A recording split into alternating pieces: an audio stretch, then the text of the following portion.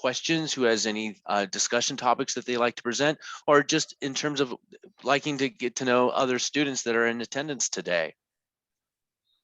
And please don't be shy. You can just unmute yourself and just jump right in if you have any questions, comments, something to direct to a particular coach or student.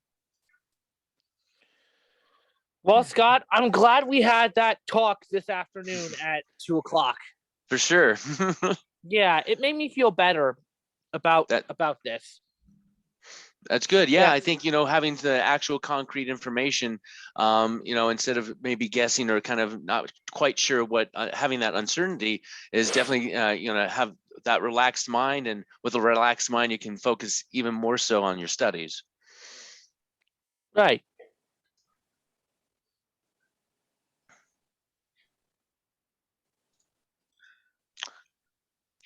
So anybody have any comments, any questions, any points of clarity they'd like to have addressed, or we can kind of pull up a topic if you like to, we can discuss it. I have a question. For sure, go ahead. Francis. I'm a senior citizen, and I picked this MyPath program because it fits my needs. I do work. I want to know if, okay, I have a something I need to submit, and it is and I haven't done it, and I don't know how much time do I have to submit these things. What it is, it's supposed to be, I can't remember what they call it. I'm supposed to submit an infomercial with regard to the class that I'm taking, and it's supposed to be slides, and if I can make slides about a product, I'm supposed to, I guess sell the product, well, etc. Okay, so I haven't done it because I'm still having trouble putting it together because I am not computer literate. I don't know anything about PowerPoint and slides and putting together infomercials and stuff like that. So I just need to know, how much time am I going to get to actually do that? So, Francis, it sounds like you're referring to a final assessment for one of your competencies, correct? Yes. Okay. Sure. We obviously as coaches have that answer, but let me first open it to any students who might have been through this process or submitted final assessments on their own, if they would like to share their experience first with Francis. Well, Francis, with MyPath, as long as you take attendance, then you can submit your final assessment whenever you're ready. Oh. But I also recommend submitting it not too early, but at least at the right time. Make sure it's exactly what you wanted, and hope for the best. Well, that's just it. I don't know exactly what I want, but I am hoping for the best. Yeah. Sure. I think James is really indicating that, again, there's no time frame where you have to submit a final assessment, Francis. Okay. That's part of the, self-paced aspect of the program. Yes, that's good. So, yeah, for sure. So the only thing that, I would be mindful of, and I don't know your particular record at this point, but the only thing to be mindful of as far as finishing competency and thereby, finishing all the competencies that you're registered for in a session is, that 6-month time frame. A session will only end once both criteria have been met. 6 months having transpired and 12 units earned. Okay. If the 6 months transpire and the 12 units have yet to be earned, the session will continue indefinitely, whether it be month 7, month 8, and so on, until the 12 units have been earned. The only thing to be mindful of that situation is the continuation fee. We do give month 7 as a grace period. But if after that month 7, the 12 units still have yet to be earned, then starting month 8, the $100 continuation fee would be charged and continue to be charged each subsequent month until month 9, month 10, and so on, until the 12 units have thus been earned, thereby concluding the session. Okay, well, they did send me Ari sent me a IC, is that what it is? CI? It's a, like it's supposed to kind of help me learn about uh, slides and PowerPoint and stuff like that, I guess. Have I Yeah, I got that think wrong? the Center for Instructional Innovation. Yes, she Oh, sent me. okay, Yeah, she sent gotcha. me that.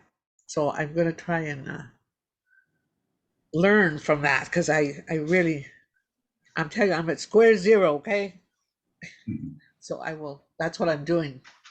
Gotcha. And you know what's great about that, Francis, is once you kind of learn that in the first time, and then you know produce it in terms of your final assessment, you'll be able to use that knowledge and that experience to apply it to further final assessments. So it's not just a one-time only, you know, learning curve. It's a learning curve that will be pervasive along the lines of you continuing through the curriculum. Yes. So you'll be able to Okay. flex that muscle once you kind of get it up and running a little more as time goes on. Okay. Well, I mentioned I'm a senior citizen. Okay. I'll just go a little bit deeper. It's been 20 years since I've been to school. There was no computers in school when I was there. Sure, So sure. it's it's rough for me. Okay, I'm then like learning a new language almost. The computers, you know, I'm not computer literate, and you know, I am struggling, but I'm not going to give up. I just based on what you said so far, I know that, Francis, and just the fact that you're addressing it, I think is great. I think, you know, instead of, you know, maybe avoiding or staying away from what maybe we're unexperienced in or uncomfortable with, Yes, that's not going to get you the progress you're looking for. So I think, you know, owning it as you were, in terms of, you know, you're inexperienced, but you're not going to give up. You're going to continue to work on the final assessment, learn how to, you know, do PowerPoint and such. yes. That just says a lot about your commitment, which is one of the things that we all go through getting our earning our college degrees Well, is I'm adamant. I'm not. I'm adamant. I've been wanting that piece of paper for close to 20 years. So indeed. Well, that's great. Good for you. Yeah, for sure. Most I'm definitely. almost. I'm almost 80 years old. You know. Wow. Okay. I wouldn't have guessed that to Yeah. tell you the truth. That's Yes, it's inspiring. true. It's Definitely. true. Okay, I've said enough. Oh, not at all. Well, I heard you, you know, say that David Hathaway there. I heard you say Francis with the inspiration, and I thank you for saying that. I also right as I was asking the question, I saw you raise your hand as well. Did you have something you'd like to mention to the group or discuss? Well, I think that you answered it. I have some medical issues, and that's why I dropped out of the last master's program. I couldn't do the internship, and it's been a recurring thing, and I fell a little behind in my competencies in this course that I'm taking now, and I'm catching back up. I'm trying to get myself back on pace to the 8-week quarter system that I was used to. Is there going to be like a penalty per class if I extend, like if I take too long with this class, but I catch up eventually with my other ones, will I be okay? As long as I don't surpass that 7-month period, or is it per class or what? Sure. Well, no, it is not per class in terms of that continuation fee. It's per session. Okay, so yeah, there's not $100 continuation fee for each registered competency that you're in. It's just that continuation fee will be charged if once well, technically 7 months, because we give that as a grace period. If at the end of the 7 months, all 12 units have yet to be earned, then the session just continues indefinitely until the 12 units have been earned, with that continuation fee being charged starting month 8 and month 9 and so on. However, one thing we did not cover is that there is a way to have that continuation fee waived, which is by earning any number of units, whether it be a 3-unit competency, a 1.5 unit competency, or even less. We have some 0.6 units accounting competencies as well as some 1-unit competencies. So if you're any units whatsoever in the 30 days prior to when that continuation fee would have been charged, it actually waives it for that next continuation fee. So it's a way that, you know, we really built in for our students, for students like yourself to, you know, not have to worry about the continuation fee of earning units and having it waived, while at the same time you're making progress to end the session.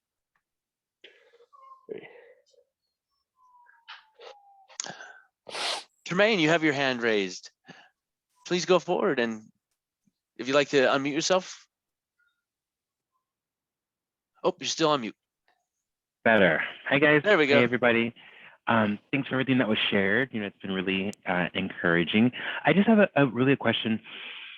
So once you're completing the coursework, like for each competency, and like now that we've gravitated away from the multiple choice to the more project-based, I guess my question is there a way for us to like kind of see an example, or maybe I should be reaching out to my professor, because each like I have two competencies right now. One is qualitative something, and then one is the leadership philosophy. So you read these directions, right? And I always feel like for the first kind of week or two that I'm working on this, I don't really know if I'm going in the right direction with what they're trying to ask us for. I feel like that was a long. Does that make sense? Like I almost feel like I want, like I read the final before going into the competency, so that way all throughout the competency I'm notating, I'm making notes, I'm trying to build more relevancy on what I'm paying attention to. And then but like right when you launch out, like you're like, okay, last milestone, and then I'm like, I just kind of like try something, and then it's through the interactive dialogue that I found that, okay, there needs to be some course correction, or I'm not getting enough of this or enough of that.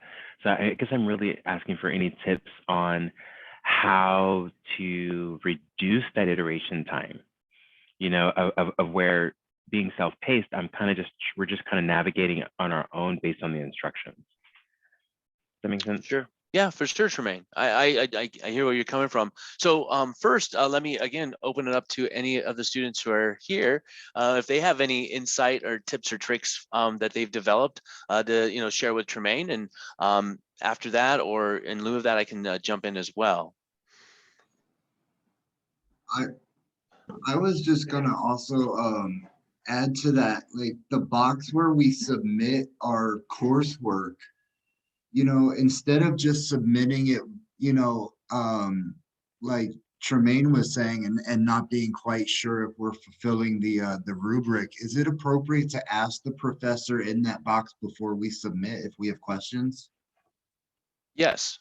And I would say yes to both what you were saying right now, David, and Tremaine as well. I think, this is something that we say over and over again, from the new student orientation to our coaches check-ins throughout the entire curriculum, that your tutorial faculty members are indeed your most valuable resource in the program.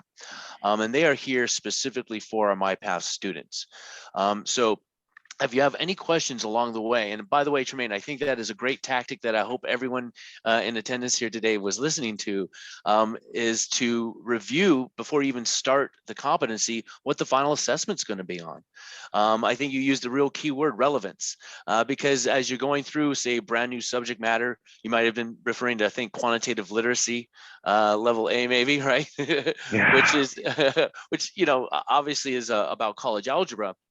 But depending whether you like math or not, it might be a new subject, and if you have the idea of what the final assessment, what your ultimate product is going to be, while you're going through the curriculum, whether it be quantitative literacy or information literacy or any of the competencies, I think that's going to give you more of an insight, more of what to hone in on as far as being keenly focused on, to get out of the subject matter, so that you feel a little more confident, more prepared when that final assessment comes to be written or produced.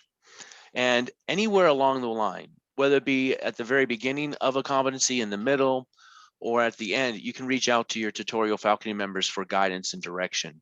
In fact, for my students who are in attendance, they know that during my first meeting with them, I recommend that, not that you have to, but if you like to introduce yourself to the tutorial faculty member as you begin a competency, you know who they are, you have their email address, feel free to do so, just to already develop that dialogue. And that goes kind of what you were saying as well, David. Many of our tutorial faculty members, Dr. Leger in particular, I think in mind has actually said this, that he really looks at the milestones as a dialogue between students and himself.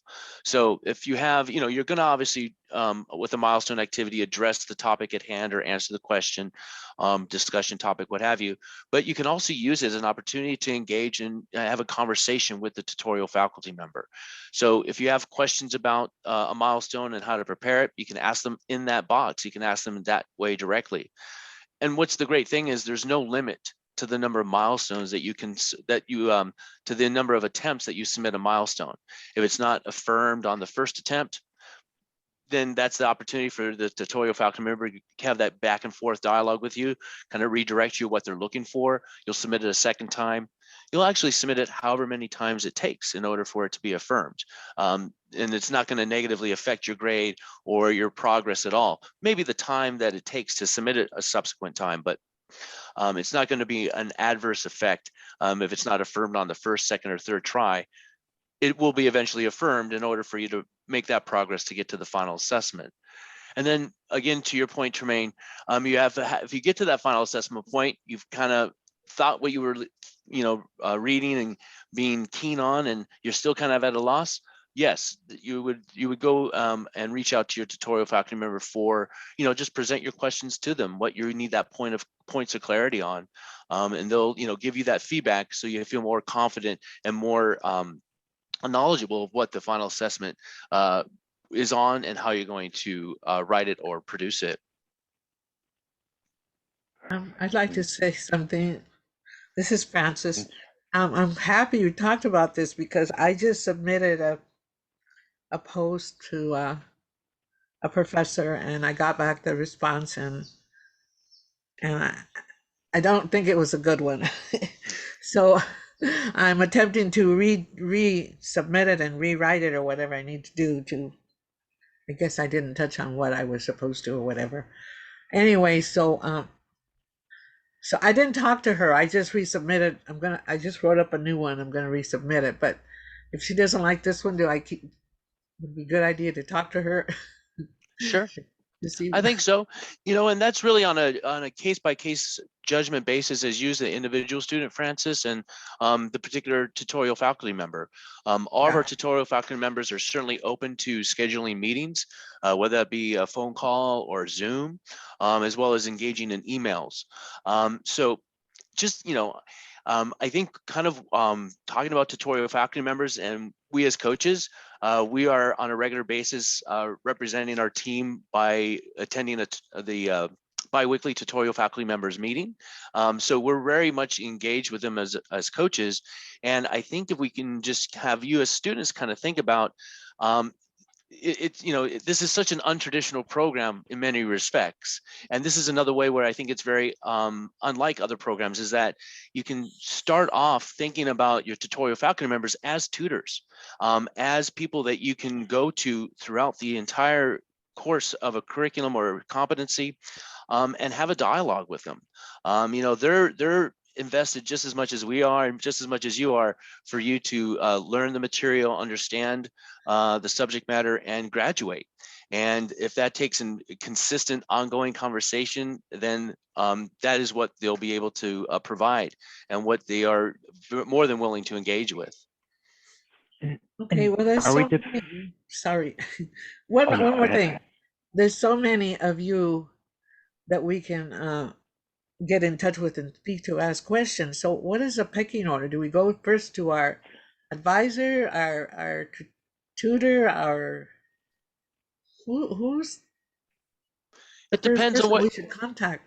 Sure, it depends on what your what's going on in terms of your question or your point of clarity. If it's anything related to the curriculum, to the subject matter, to the competency itself, Yes. then your first person would be the tutorial faculty member for that competency. Okay.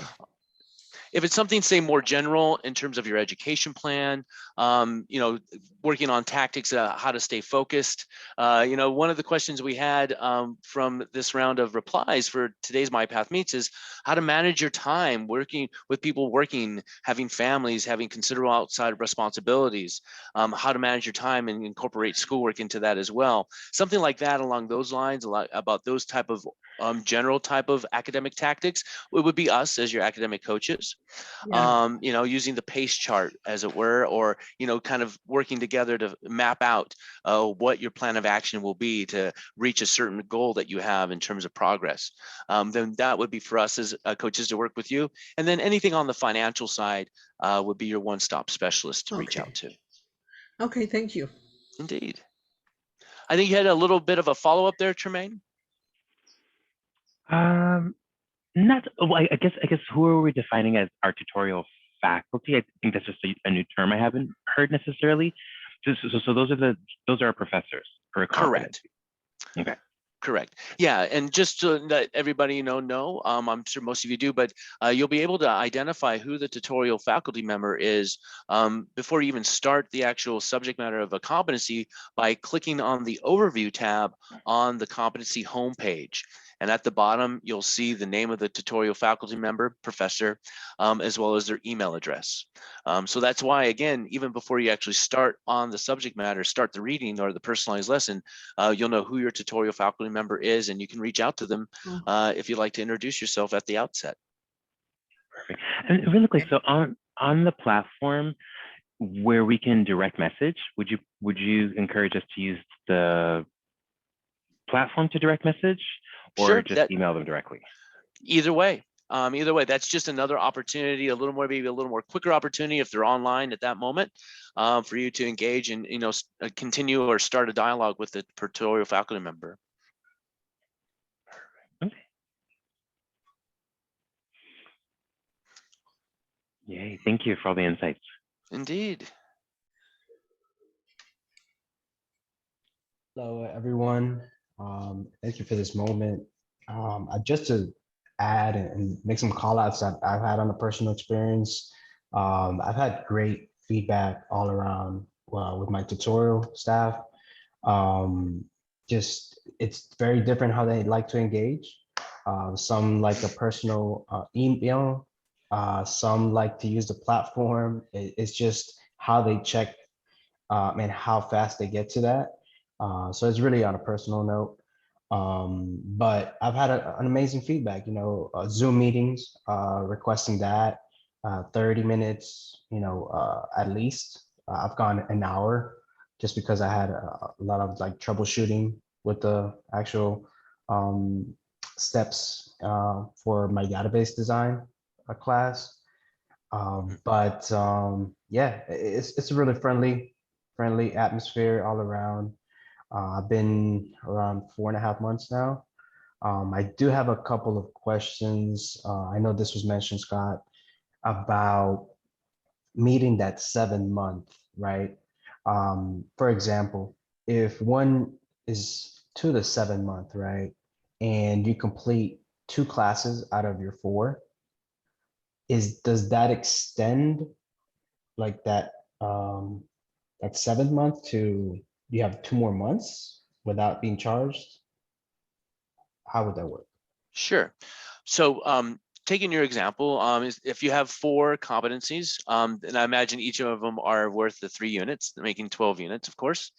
So in order for a session to conclude, both of those criteria, 12 units earned and 6 months having transpired, must be met. So with that being the case, then basically there's one of 3 ways that can play out. One case would be a student earning more units than 12 within that 6 months. Another case would be what we consider a part-time pay students who are earning basically those 12 units every 6 months, really pretty much at the same time. And then another student who's taking longer than the 6 months to earn those 12 units. So in your situation, if you're at 6 months and you've earned 6 units, the session will just continue indefinitely. Whether that be month 7, it will end, or month 8, it'll end. It'll end once the 12 units then have been earned. And as far as Mhm. that continuation fee, if at the end of the 6 months, the 12 units, such in your case, hasn't been earned, only 6, no problem. We'll give you month 7 as a grace period to earn those 12 units. If at the end of month 7, let's say you only earned another 3 units, so a total of 9, then starting month 8 is when that continuation fee would be charged. But as I just said it out loud, I realized in that scenario, if you're earning those extra 3 units to make a total of 9 in month 7, that'll actually waive month 8's continuation fee, because that is the the waiver possible. Any units earned in the 30 days prior to when a continuation fee would be charged waives it for that time. Okay.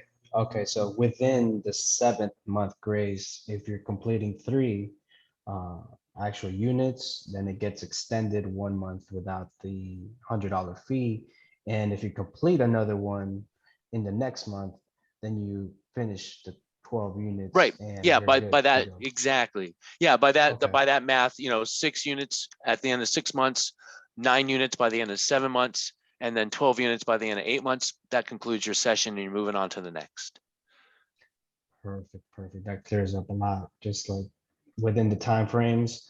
Um, and I do have a follow-up to this. Within the actual courses the 4 courses or competencies that one registered to, are you allowed to switch one of those to another one, or it's set, like that's your bracket and you must complete that? When you mean switch, are you talking about being registered into a new competency or switching between those that you are already registered in? Yes, within the 12 actual credits that you have, because 3 of them are really, I would say, tough, long project courses. One of them is straight to my degree, and I'm just having a tough time, I'm finally getting used to writing Sure. and, the actual workshops. And so I'm getting that flow into the actual course.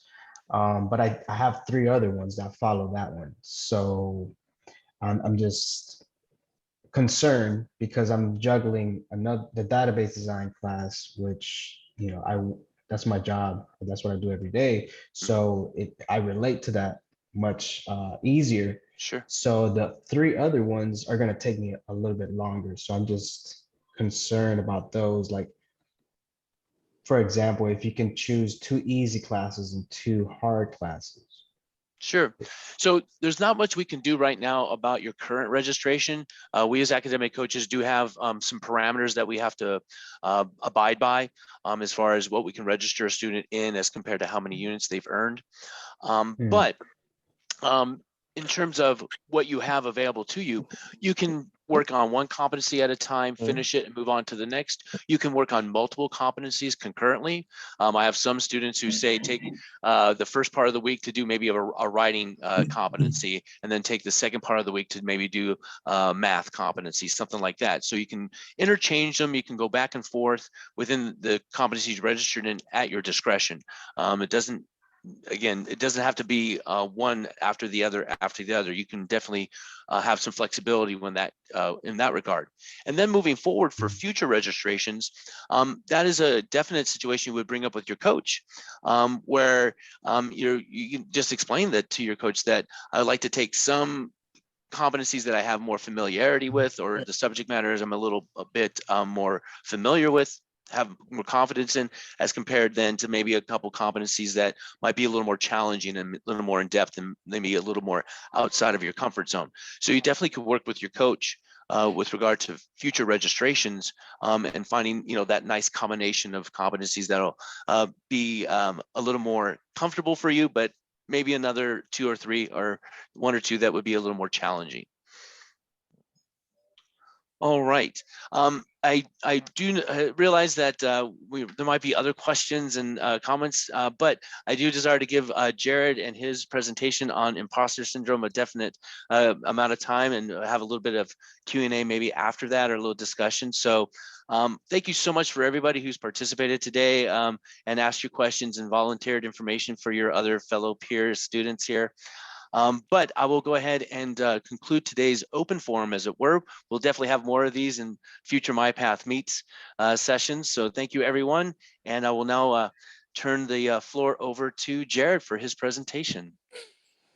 You, Scott. I just wanted to say thank you, everyone, for coming to our MyPath Meets. I know that those of y'all on the East Coast, I know it's very late, so still thank you for joining us today. And I hope that you all had a wonderful Thanksgiving break. I know some of you in here are my students, but for those of you that don't know me, my name is Jared, and I'm also one of the academic coaches here in the MyPath program. So, feel free to put any questions that you have in the chat, or, we could save them till the end. But this presentation will just be about like 10 to 15 minutes, so not too long, but just kind of a brief overview of what we're going over. We're going to talk about what is imposter syndrome, types of imposter syndrome. If we have time, just a short little activity, and then we'll just wrap things up. So, starting off with what is imposter syndrome. In a simple definition, I always tell students that imposter syndrome can be a conflict between your own self-perception and ways others perceive you, which can be categorized by the couple of bullet points listed there on the slide. So, feelings of chronic self-doubt, undeserving of your achievements, feeling that others may find out that you're a fraud. And I know some students or people work harder to keep others from recognizing your own personal shortcomings or failures, or sometimes people do it to make up for what they consider a lack of intelligence. And so that's one of the ways that imposter syndrome can present itself, which I'll be talking a little bit more on the next slide. I always think it's really helpful to have examples of what imposter syndrome may sound like or how it presents itself, because I can sit here and talk all day about imposter syndrome, but it's better to frame it in like a real life context. So sometimes people ask themselves, like, what am I doing here? Feeling like they attribute their success to timing or good luck. One of the examples that I have with this is that sometimes people are recognized in team meetings, maybe department meetings, and having your boss recognize you, while that's awesome, some people may say like, oh, they're just doing it because they're sympathetic for me, right? So you don't take the full credit for that accomplishment based on your merit. You attribute it to timing, sympathy, maybe good luck, right? Moving on towards the middle of it, it says another way that it can present itself is that I don't belong, right? So questioning your own success, which can cause you to feel left out in your department or team culture. People may also characterize it as isolation. And then last but not least, but like feeling pressure to achieve or be better than before. So your further accomplishments or successes don't reassure you or your abilities. And so I do this with myself a lot too. And the reason that I like to give a lot of examples, again, just for that context, to really understand that real life context of it. But, with myself, I always have this pressure to achieve more or do more. I'm talking with some of my colleagues. I'm like, should I do some certifications? Should I go for another degree, right? Because I always want to learn more. But then again, sometimes I don't feel satisfied with my current accomplishments, right? Especially recently, I just finished one of my degrees. So, I would like to rest, and, I don't have to feel the need to feel like I need to be an expert at all times in every subject area that I'm interested in, or, I don't need to seek out further ways of validation, especially based off of all of my previous accomplishments. So it's always good to reflect on your accomplishments and what you've achieved. It can be hard to keep in mind. So just moving on to types of imposter syndrome, there are 5 categories. And so, not to put people in boxes, but this is a really good summary of that. So the first one with being, perfectionists, which I'm sure we're familiar with, and they set high expectations of themselves. And when these expectations are not met, usually that person or individual experiences some form of self-doubt. Another way that perfectionists can view themselves You know, when they miss a high mark on something, or they notice a minor flaw in a like paper or project or anything that they're working on, they can view themselves as a failure. You know, so an example of a perfectionist is just feeling like your work has to be 100% all the time. Um, you know, and if you feel like your work isn't 100%, you may question yourself, like, am I cut out for this? Can I really do this? You know, again, just really questioning yourself and your ability to succeed.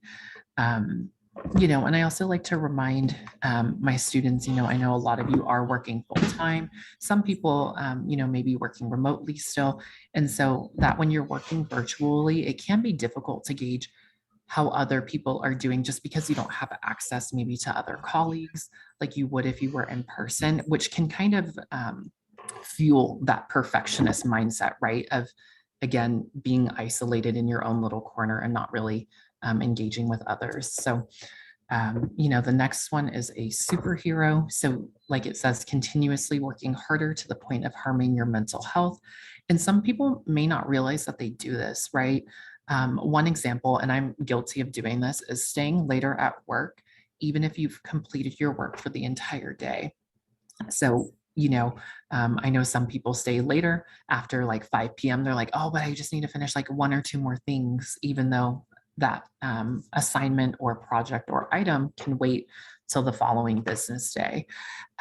You know, and I think that people in the superhero category are really impacted by the pandemic, because if you're juggling multiple roles, right? Like if you're a parent, you know, you might be measuring your success based on excelling at work, excelling as a parent, excelling as a partner, maybe as a member of your extended family, right? So keep in mind that you are juggling multiple roles, and to just give yourself some grace too. Be kind to yourself.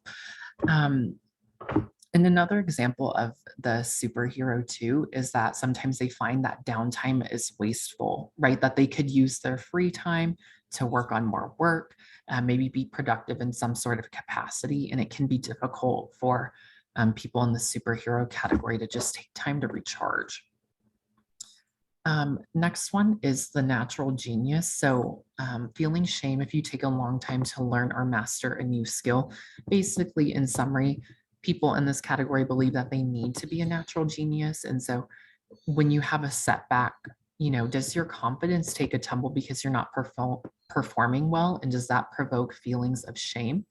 Or, you know, a lot of times people start new jobs, maybe they move up in the company into higher level positions or management.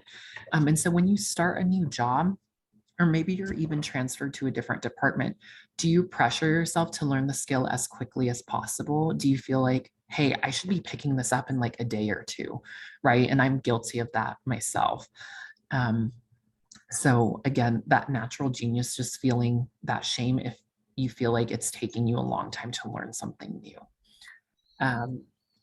The last two, the soloists, this one is pretty straightforward. You know, they believe that asking for help can reveal that they're a fraud.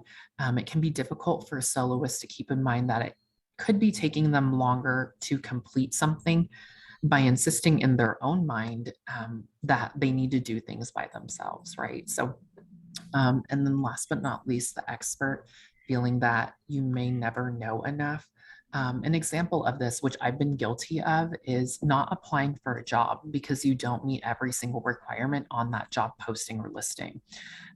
Again, like I mentioned earlier, another way that this can present itself is just constantly seeking out trainings, certifications, because you think you need to improve your skills in order to succeed.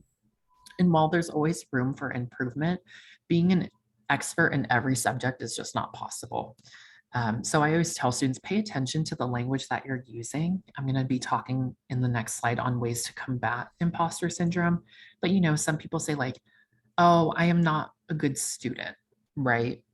They just make it like a blanket statement. And so I, you know, encourage people to just pay attention to the language that you're using. And you could always reframe it in a way of like, I feel like I'm not a good student in this moment, right? That temporality can really help you reframe the way that you think and your language that you use every day. So as we come towards the end of the presentation, there are a few ways to combat imposter syndrome. So the first one that I like sharing with people is to acknowledge and share your feelings. So talking with friends, mentors, or family members can provide you with outside context, and talking with others can make your imposter syndrome feelings a little bit less overwhelming. A lot of these ways to combat imposter syndrome are easier said than done, but know that once you start forming habits of these practices, you can start to see change. The next one, don't compare yourself. So again, it's okay to not master or excel in every skill in a short amount of time, which relates to that expert category, right, on the previous slide. So even if a coworker or colleague grasps a skill faster than you, just know that it's okay to give time to yourself to learn that new skill, and just be kind to yourself too. Setting clear and measurable and realistic goals. So using the tools available to you, such as the MyPath PACE progress chart, to set weekly, monthly, and session goals. Remember that the smaller your goals are, the easier that they are to accomplish. And so, all of your academic coaches are here to support you in that way. So, shout out to the academic coaches in the room, because we are here for your student success, and we want to help you in any way possible. So please don't ever hesitate to reach out. Or if you think the question's silly, there's really no silly questions at all. So please don't hesitate to reach out to us. And if you're not sure who to reach out to, still reach out to us. We can point you in the right direction too. So don't ever feel that you need to worry about that. Tremaine, I saw your chat. The PACE progress chart, I can screen share afterward. It's in the MyPath homepage under student resources. So I can share my screen after this too. And so we can send that out to you as well. The last one on this slide is just talking about challenging negative thoughts. So, like I mentioned earlier, celebrate your current achievements, reflect on your past successes, and keep track of positive feedback from others. So when I meet with students, I always find that they're worried about the next assignment, and that the work can just seem endless, right? That there's just one assignment after the other. And I point out to them like, hey, you just finished your session, or hey, you've already completed 2 classes and you're halfway through the session. Finishing a session, or even completing a quiz or milestone within that week, that's a big accomplishment to celebrate, because it could have been a very difficult week, hard month, etc. So I'm always a big believer in celebrating the small and big victories, and try to do so at every opportunity possible. So yeah, even with my current partner, I brought over like cakes and cupcakes, and I'm like, hey, this is your first week of undergrad, right? Like something small, or even just taking a small break and taking time for yourself too. 2 more ways is just understanding that perfectionism is impossible. And when things do go wrong, this can increase resilience and mental well-being as well. But accepting both your strengths and weaknesses is a first step. If you think in terms of, the expert, or that you should always know the answer, or if you're maybe in that soloist category, right, where you're maybe a little hesitant to ask for help, recognize that you have the right to have an off day or to ask for help, and being wrong is okay too, because we're all human. So last one is to give yourself positive affirmations. Use your name. So an example that I put on the slide is, I want to do what is best for Jared. Thank you, Mary, for putting that PACE progress chart in there too. I appreciate that. And so, like I said, say your name out loud. LeBron James uses positive affirmations as well. So if he can do it, you can do it too. So just a quick activity. We won't spend too much time on this, just because I think we're running out of time a little bit, but I want you all to just kind of practice writing your own affirmation. I know that this may sound a little silly, but these are just some good instructions for you to have. Take a picture, take a screenshot, and so you can start with phrases and your affirmation with I am. Use the present tense, and then you can say and write your affirmation in a positive tone. Again, just make sure that it's clear and concise. Use, the ING format. And then use your name if you feel comfortable. So I have a couple of examples listed there on the slide, such as I am doing my best every day. And then, another one, I am happy and grateful to be spending time with my colleagues. So, I tell students, you can keep this affirmation to yourself, maybe hang it up, look at it on a sticky note every day on your computer. It's a really good mental and physical reminder for you. So, I always tell students, you can write this, keep it to yourself, or if any of you feel comfortable, you can share it in the chat as well. So I will just give people maybe like 3 minutes, 2 to 3 minutes to do this. And, once you have it, you don't feel any need to share it out loud if you don't want to. So I will just pause there for a second. Thanks everyone so far for listening. Can I ask a question? Yeah, go for it. I joined Brandman, I think 2017. I've had like 5 major surgeries and a bunch of life situations, but I've held on to school, and I identify so much with all of those aspects of imposter syndrome. I'm actually really focusing on self-care, but still continuing school. I'm down in Tijuana, doing like a wellness retreat right now. And I was also wondering, like, am I stuck like in the country doing the school since it's online? Can I go anywhere and do this? Because I was thinking about going abroad for a little while and just, Yeah, that's a good question. Okay. So, since it is an online self-paced program, we do have students in all other places all over the world, right? We work a lot with active duty military students. And so some of them are like in Korea, right? Where there's like a 14-hour time difference. So I always encourage students, it's great to have like a dedicated physical workspace, but also even if you can sit outside, right? That makes a huge difference in productivity. So you can work on your work anywhere at any point. I don't know if any of the other coaches want to hop in and help me answer that, but or if they have anything to add to. But did that answer your question? Just want to make sure. Yeah. I Okay. didn't think about military guys and stuff like that. Yeah. Thank you. Yeah, no problem. So just for the sake of time, I will go ahead and just move forward. But again, with those affirmations, I encourage if you did write one down, like I said, just stick it somewhere where you could see it every day, or, you can make it a goal to change it maybe once a week, every other week, just to give yourself some positive love and kindness. So I just want to leave you all with this final quote. And it says, I got this from a blogger. So it says, just because a thought pops in your head, even if it comes up again and again, doesn't mean it's true. Beliefs are thought patterns created by our brain working to find evidence to support that this thought is true. So again, you get to decide to change it. Like I said, this is from a blogger. I don't think it's from like a celebrity or anyone like that. But, just know that awareness in your thought patterns and processes and in your behavior too is the first step in changing that behavior or the way you think and reframing it. So I just wanted to leave you all with that. And then just wanted to go over some student resources really quickly. I know that a lot of you are already aware of these, but from the orientation, maybe in your meetings with your academic coaches, but I've listed them all here for you. Definitely recommend that online writing and math center, getting that paper feedback, writing, tutoring, math tutoring. Also, if you're looking for a little more student interaction outside of MyPath Meets, we also have that Facebook page.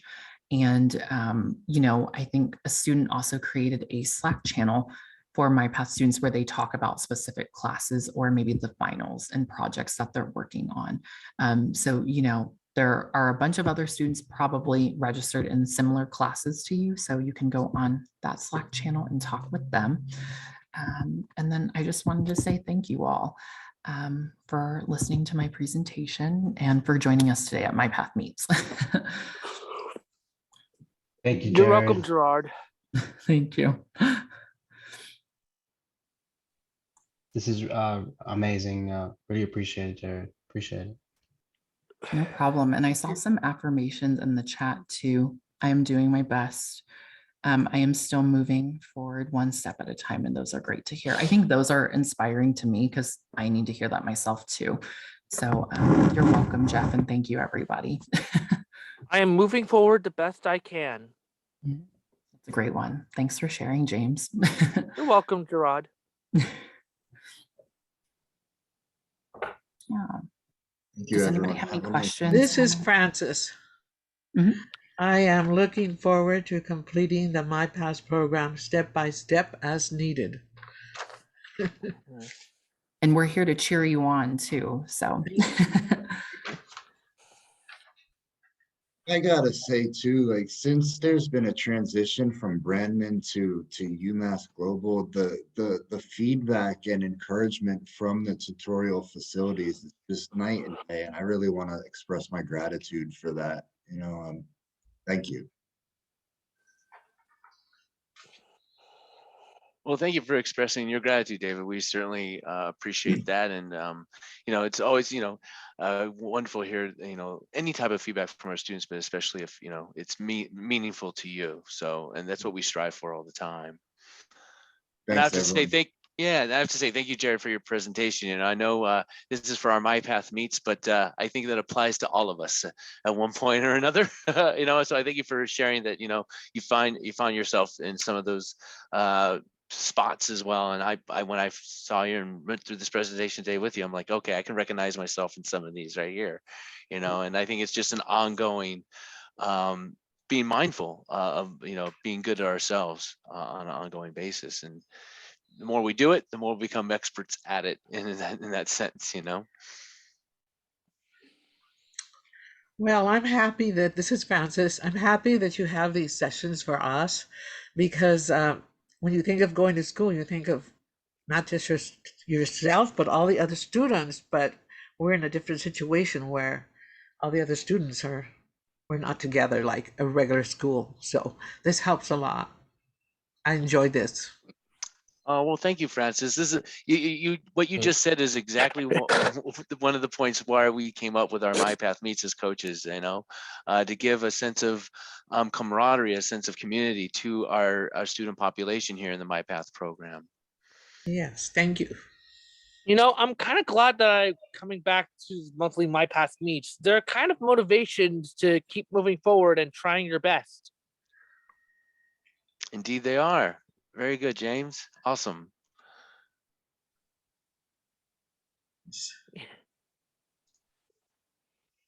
And I think, Mary, you just put in the chat about a poll. So if you could all just stick yes. around for an extra minute or two, this is really helpful for us to improve future sessions. We want to, of course, we always want your input and feedback on what other topics we can host in the future. So just take a quick second to fill that out.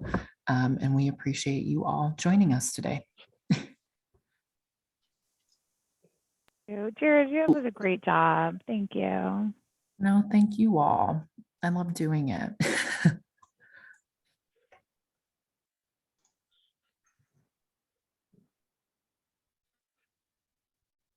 Can you all see the poll? Okay, great.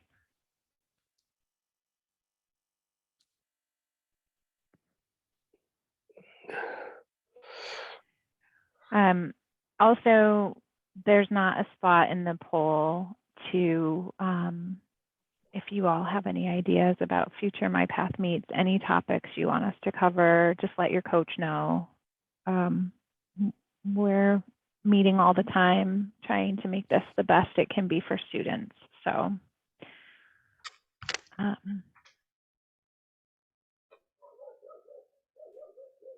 sounds good. I appreciate y'all setting this up. Thank you. This MyPath Meets is pretty good. I'm glad I attended it this month. Hopefully next month, there's going to be more.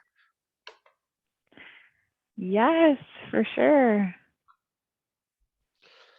We have about 8 out of 14. I know that there's some coaches and some one-stops here. So I will close the poll in about another 10 seconds. And then I'll show you what the responses are if anyone's interested in seeing, especially that first question. You can really see what your peers are saying is challenges for them to complete the program. That's pretty interesting. Okay, here we go. Work. I know, that's so hard to. The problem is not for the time of work, but the problem is that sometimes work can be a long day. Yep. Yep. I'm so glad that you all enjoyed meeting other students in the program. We got a lot of great responses there, and that this has made you more confident in your ability to do coursework and more motivated overall. Yeah. Excellent. Thank you all. See you next month. Bye. Don't forget to join our Facebook page, and all of our videos are posted on our YouTube. I'll try and check out the YouTube videos if I can, but unfortunately, I do not have a Facebook account. Okay. But That's probably have for a the nice best, day. quite frankly. Bye. Bye, James. Always a Bye, pleasure. Bye. Scott. See you later. Indeed. All right, yeah. Bye, Captain. Bye. See ya. All Hey, right. James. Righteous. And happy holidays, everybody. Indeed. Aw, Yeah, thank you know, you. you are so right, James, that this will be our final MyPath Meets for the year. So happy holidays and happy new year to everyone. Thank you. Happy holidays, fam.